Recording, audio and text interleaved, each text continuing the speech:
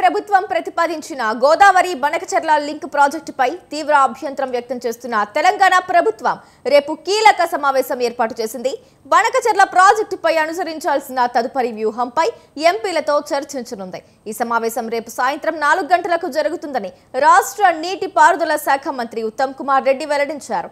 ముఖ్యమంత్రి రేవంత్ రెడ్డి ఈ సమావేశానికి ముఖ్య అతిథిగా హాజరవుతారని తెలిపారు.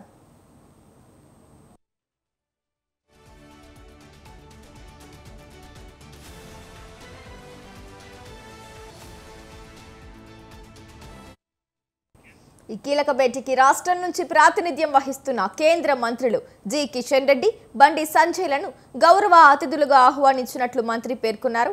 రాష్ట్రంలోని అన్ని ప్రధాన పార్టీలకు చెందిన లోక్సభ, రాజ్యసభ సభ్యులకు ఆహ్వానాలు పంపామని, కాంగ్రెస్, బీజేపీ, బీఆర్ఎస్, మజ్లిస్ పార్టీల ఎంపీలకు వ్యక్తిగతంగా ఫోన్లు చేసి సమావేశానికి రావాల్సిందిగా కోరినట్లు వివరించారు.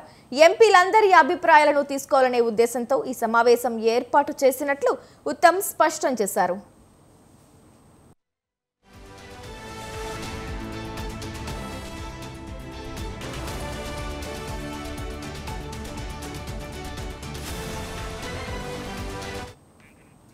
ట్రైబ్యునల్ తీర్పులకు, చట్టాలకు వ్యతిరేకంగా ఆంధ్రప్రదేశ్ ప్రభుత్వం గోదావరి బనకచెర్ల ప్రాజెక్టును చేపట్టాలని చూస్తోందని, ఈ విషయంపై ఇప్పటికే కేంద్ర ప్రభుత్వానికి అభ్యంతరాలను తెలియజేసినట్లు ఉత్తమ్ కుమార్ రెడ్డి చెప్పారు.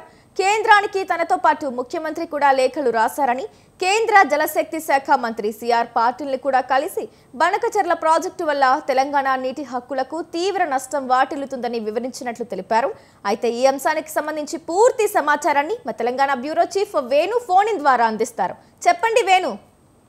తెలంగాణ సచివాలయంలో నీటిపారుదల శాఖ మంత్రి Uttam Kumar Reddy all party parliament సభ్యులకు సంబంధించి ఏదైతే గోదావరి బనకచెర్ల ప్రాజెక్టుపై వారి సూచనలు, సలహాలు స్వీకరించేందుకు ప్రత్యేకంగా సమావేశం ఏర్పాటు చేశారు.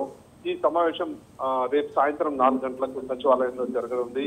ఈ సందర్భంగా వచ్చినటువంటి అన్ని పార్టీలకు సంబంధించిన ఎంపీలకు ఏదైతే గోదావరి బనకచెర్ల ప్రాజెక్టు ద్వారా తెలంగాణకు ఏ విధంగా నష్టం చేకూరుతుంది అనేది ప్రధానంగా అన్ని రాజకీయ పార్టీల ఎంపీలకు వివరించబోతున్నారు మంత్రి ఉత్తమ్ కుమార్ రెడ్డి.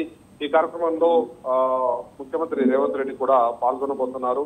ఇందుకు సంబంధించి అఖిలపక్ష ఎంపీలను, అన్ని పార్టీలకు సంబంధించి లోక్సభ, రాజ్యసభ సభ్యులకు స్వయంగా మంత్రి ఉత్తమ్ కుమార్ రెడ్డి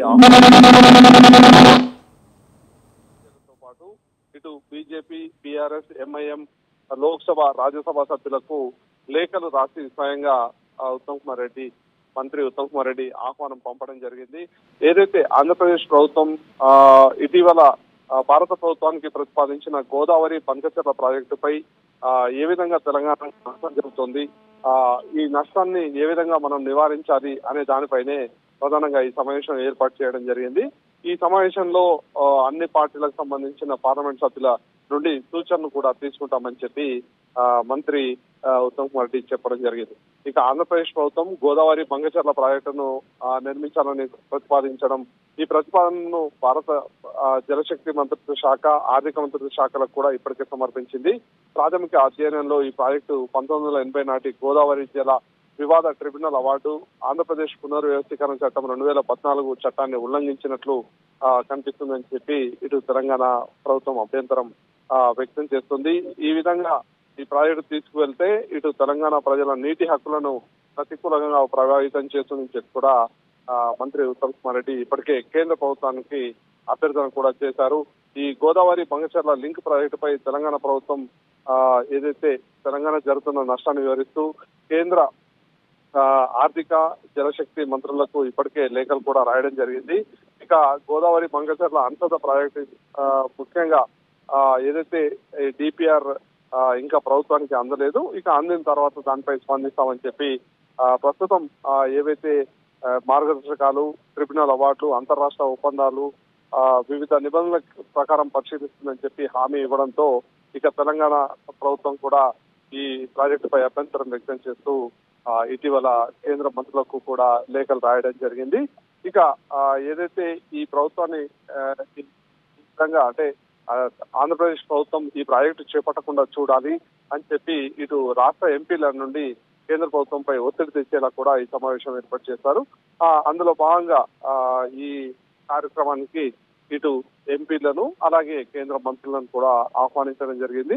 ఇక ఈ కార్యక్రమంలో ముఖ్యమంత్రి రేవంత్ రెడ్డి కూడా పాల్గొని వీరి సలహాలు సూచనల మేరకు కేంద్ర ప్రభుత్వానికి మరోసారి తెలంగాణ ఆకాంక్షలను వివరించాలని చెప్పి రాష్ట్ర ప్రభుత్వం భావిస్తుంది. Right Venu, thank you.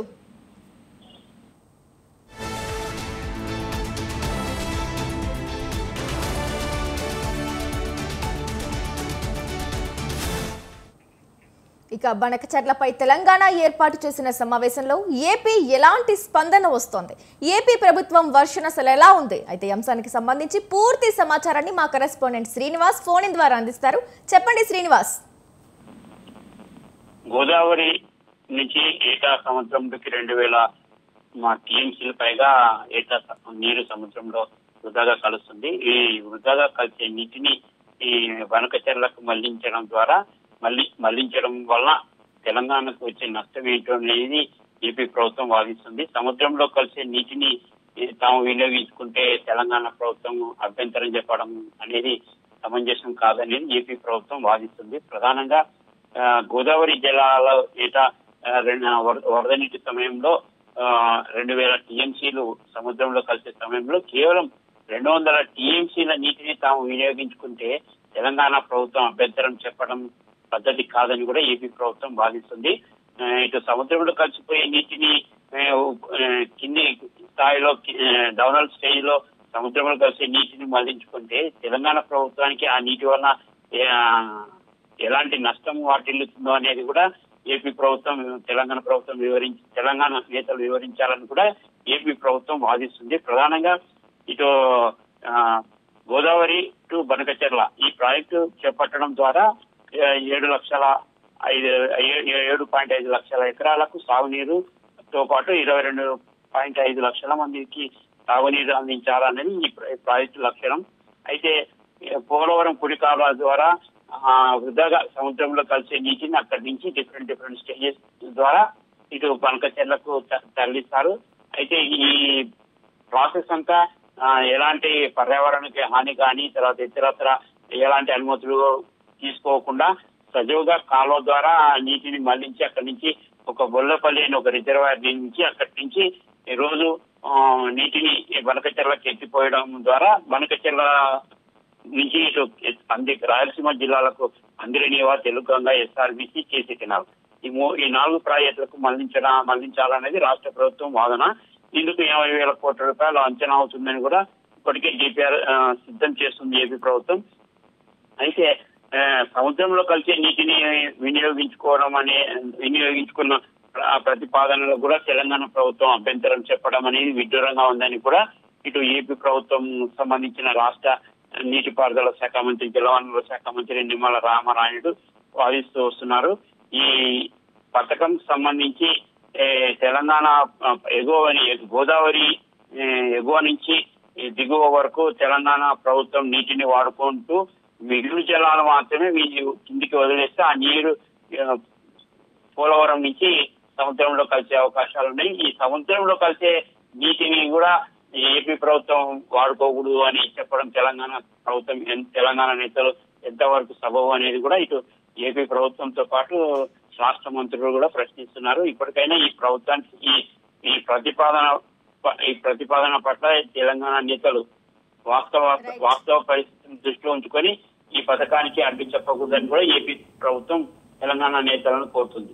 Right Srinivas, thank you.